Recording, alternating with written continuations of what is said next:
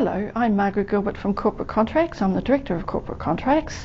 I'm an international consultant and trainer in the area of procurement and contracts.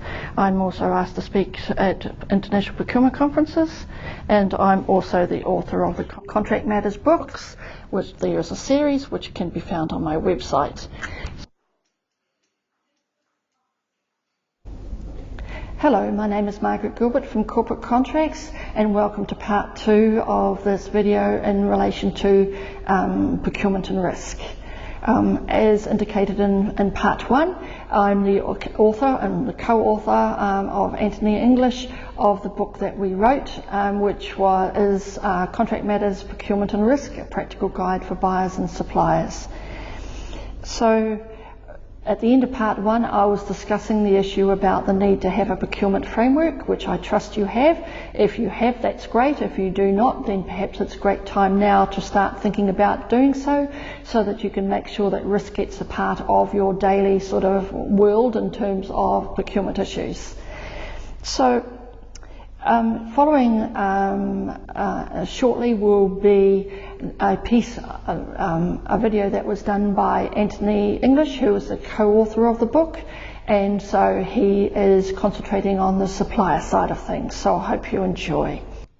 Hi there, this is Anthony English. I, together with Margaret Gilbert from Corporate Contracts, we co-authored a book on part of the Contract Matters series. The book is on procurement and risk, a practical guide for buyers and suppliers.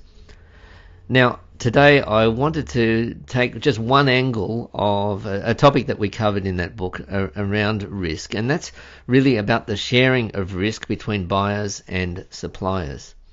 Now, it sometimes happens that there's an expectation that all of the risk is put onto the supplier, and that creates a problem. It doesn't only create a problem for the supplier, that's pretty obvious what that problem is, but it also creates a potential problem for the buyer and for the procurement itself, and here's why.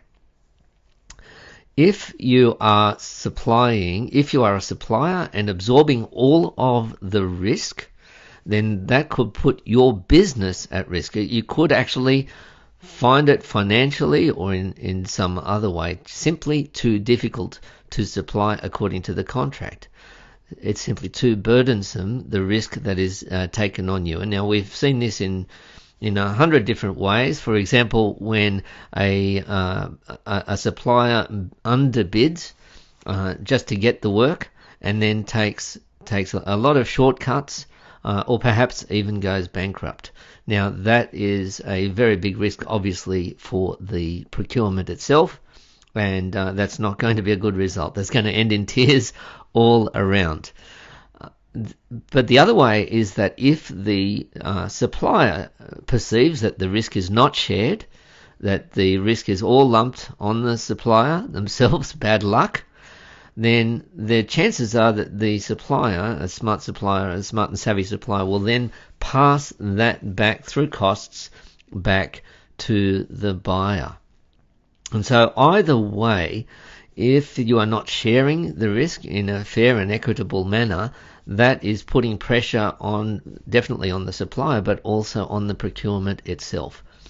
So a better way forward, as we cover in our book, a better way forward is to have a shared risk, a sharing of the risk, a fair risk assessment, and simply a win-win situation, which is what good negotiation does and what a good contract, a good business arrangement does, where both can see the advantage for themselves and for each other.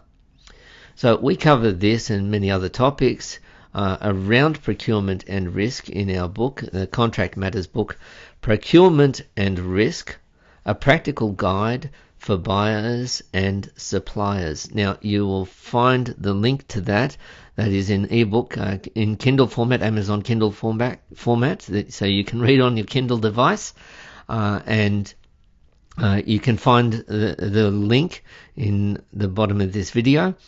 And also I would refer you to Margaret Gilbert, my co-author's website, at corporate contracts at contractmatters.com.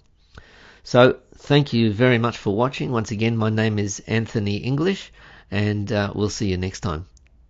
So as a summary to the subject, it's important to recognise that there are risks in what you do in terms of the procurement that you do, and the risk is on both sides, both buyer and supplier.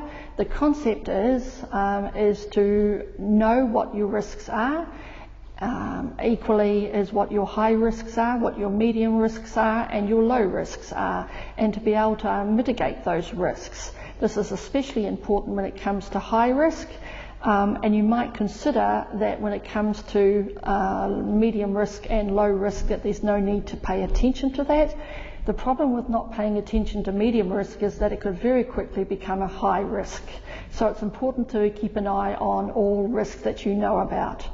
Equally is that you might not know all the risks that are attached to the particular procurement, but the supplier will do so. So that is really time to have a conversation, and that's also a good time to discuss about who is going to be held responsible for that risk.